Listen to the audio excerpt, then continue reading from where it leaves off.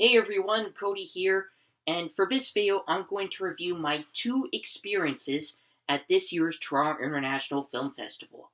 This year, I saw two R-rated movies from Warner Brothers that are based on award-winning books.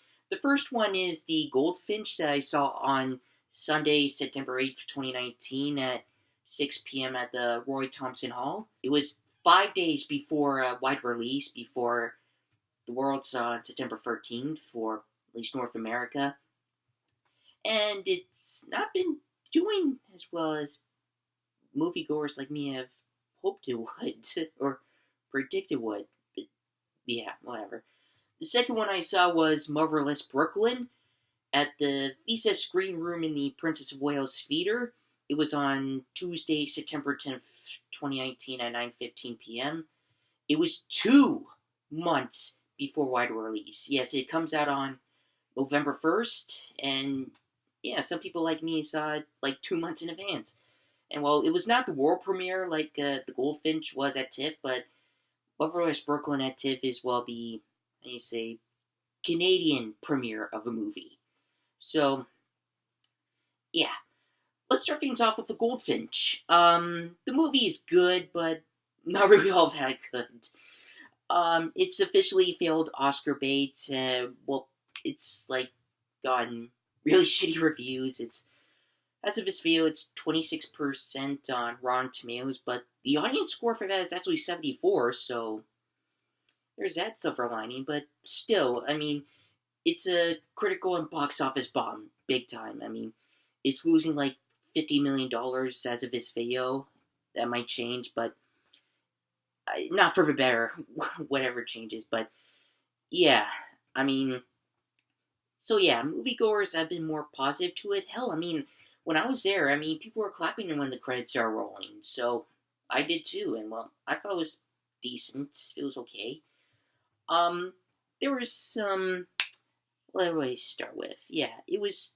I think the problem is it was just 2.5 hours long, which is a long time for a movie. I mean, there are some movies that are that long, like The Lone Ranger and Once Upon a Time in Hollywood, that don't feel that long at all. That they're great movies, but yeah, they don't feel like they're 2.5 hours. But anyway, um, but yeah, this is one of those long movies that feel slow and boring once in a while, and I'm just not okay with the abusive father thing and the abusive father scenes in Theo and Boris' childhood. It's like Theo, when he goes to Las Vegas, he right before his father dies, he gets bitch slapped by his father and grabbed onto.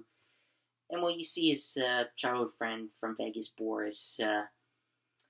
He also gets attacked by his father with a cane. But yeah, those are scenes I don't like the most. But anyway, yeah, there were some funny moments in it, believe it or not. The cinematography by the legend Roger Deakins was shiny.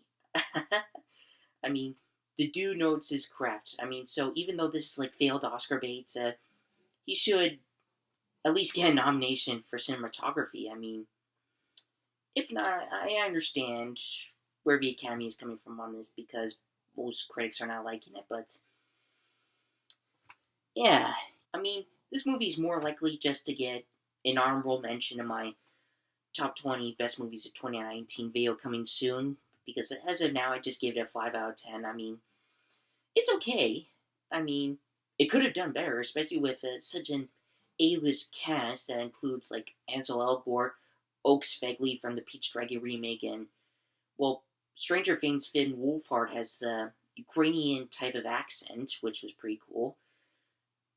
But yeah, it should have been a better movie, for sure. So for that, there were 2 premium screenings at the festival this year. Like the one I went to was the earliest, for scheduling reasons and for coming home reasons. I went to the 6 o'clock showing, Princess of Wales, blah blah blah. The other one was at the Elgin Theater at 8 p.m. It was, yeah, I think that one had the Q&A that you'll probably find on YouTube if you're subscribed to TIFF's YouTube channel. I didn't get that. I think they just went for the other premium screen late night. But yeah, when I talk about the Q&A for the other movie, you'll understand why I'm a little confused. But anyway, the other movie The second movie I saw was Edward Norton's Marvelous Brooklyn. He stars as the lead as Eleanor Esrog, who is a private investigator with Tourette syndrome. He also wrote and directed the movie and is one of the co-producers. So yeah, he's the lead with Bruce Willis, Gugu Mbatha-Raw, Alec Baldwin, and the great Willem Dafoe. If you haven't seen the trailer, yeah, like I said, he's a man with Tourette syndrome. He's a private investigator. He's trying to solve a murder of his mentor's death, played by Bruce Willis. I barely heard anything about this movie until like 2.5 weeks before I saw this movie. It was okay. I mean, the trailer, I watched it a couple times before seeing it at TIFF. Like, I was kind of blown away or excited, moved. I assumed it was like a gangster movie in a way, but it was more of a crime thriller noir film set in the 1950s. I mean, the novel is like contemporary modern, but the movie takes place in 1950s New York. That's actually fine by me. That actually makes the movie look gangster-like, more Oscar-worthy in a way. It might be failed Oscar bait, but you never know. It might stand out. The reviews so far are more mixed than positive, but it's better than The Goldfinch. Anyway, the actors were terrific. Some of the Tourette moments, I mean, even though Tourette syndrome is not really, well, funny, I mean, it's, well, sad thing to have, awful thing to have, but yeah, some of the moments Lionel Esgrog says with his Tourette syndrome, he says some funny things in it, some sexual things, inappropriate things, and, well, the audience and me couldn't help but laugh. You know, it's a few minutes shorter than that other movie, whatever I was talking about, and the story and ending were a little confusing since this is also a mystery film. So, yeah, it's a movie to see more than once. I'm probably gonna see it again, but before I explain why, here's what happened when the credits rolled. I mean, the Q&A. Of course, there was one premium screening, so yeah, the Q&A just surprised me out of nowhere. Like Edward, Gugu, and Willem came back to do a Q&A, which I did not expect. I just thought it was gonna be like Sunday night, where just watching the credits, listening to music, and then head home. But yeah, so they did this Q&A that you could just watch on TIFF's YouTube channel, and well, that's one of the reasons I plan on seeing it again. Even though, yeah, the Q&A blocked the volume of the end credits, so I know there's no post-credits scene, but I wanted to listen to music. One of the reasons, or one of the two reasons, why I stay for the end credits is the music and songs that are in the end credits, to see if they're good, see if they fit with the end credits of the movie. Sometimes they don't, but one of the other reasons was to see if there's a post-credit scene. And of course, well, I know there's not, but you know, I wanted to see what the music was like, and well, that's one of the reasons I have the urge to see it again. And well, also because, you know, to understand what's going on, because usually, like, after I see a movie, like, right after, I look up the Film's Wikipedia page or movie spoiler page or somewhere on the internet of, like, what the whole story is, so I get what's going on in case there's some things I forgot about or didn't understand. But this movie's out till November 1st, so I assume these people are waiting for wide release, and I get that. Not everybody can go to TIFF if they really want to see this movie, so yeah, I just thought you know, rewatch the movie just to get the quotes and, you know, mystery and the music in the end credits. But yeah, I have this rule not to see movies again in theaters, because you already know what the story is and you spend more money. But I've actually breaking that rule before earlier this year, and well, I'll explain what that other movie is in the next video when I talk about what it's like seeing the same movie twice in theaters. But yeah, I'll just keep you in suspense if you're watching this and if you're curious. But yeah, I think I am gonna see Marvelous Brooklyn again in November, right after Halloween. Anyway, getting home from these two movies was pretty challenging because they're late at night, and well, I could not afford a hotel, a fancy one, like in the middle of a city or whatever, because they're like thousands of dollars, even for if it's just for one night. And well, the cheaper ones, like any of the cheaper ones I wanted to go to that do look nice, well, my parents are worried that I would be on Skid Row or some shit like that, but yeah, they did not mind picking me up really late. So what happened on Sunday is that, well, I got out of the theater after the credits wrapped up. When I looked at the time, looked at my Google Maps app, it was like 24-minute walk from Roy Thompson Hall to the Toronto Coach Terminal. And I figured I'm probably not going to make it, but I'm just going to walk and jog there at the same time to see what will happen before I do anything drastic, like call a taxi. But yeah, I actually made there with minutes to spare, got on the bus, and got home. But Tuesday night was a real messer-upper of a night. Yeah, because of this Q&A that came out of nowhere for me, because, it's like my second year of TIFF. Anyway, my second movie, yeah, I would not want to miss a Q&A for sure, if I knew it was going to happen, but yeah, I stuck for that, and thing is, after the actors have left, everybody was trying to get out. One of my shoelaces was undone, one of my shoes, and when we all got out of the theater, it was pouring rain, and well, I was trying to find this go bus station where I would be meeting my father in Hamilton at 1:30 in the morning. But yeah, it was like the bus was leaving like in 15 minutes. Like I was taking the 12:30 bus to the 1:30 bus for Wednesday morning, so my dad could take off work the next day, so me and him can sleep in. But yeah, it was not as easy as I planned because of all this rain, and it was soaking up my phone, like messing on my Google Maps app, and one of my shoes was undone. And well, let's just say I had a hard time getting home. Finding this bus station. I've been wondering at this for hours, and my dad picked me up like at around 2 in the morning near that station when I finally found it. But yeah, I went crazy and eventually hungry. I got so pissed because most of the restaurants are closed, and well, whatever hot dog stand there was, you only had cash, and well, I didn't have any, so lesson learned on that. But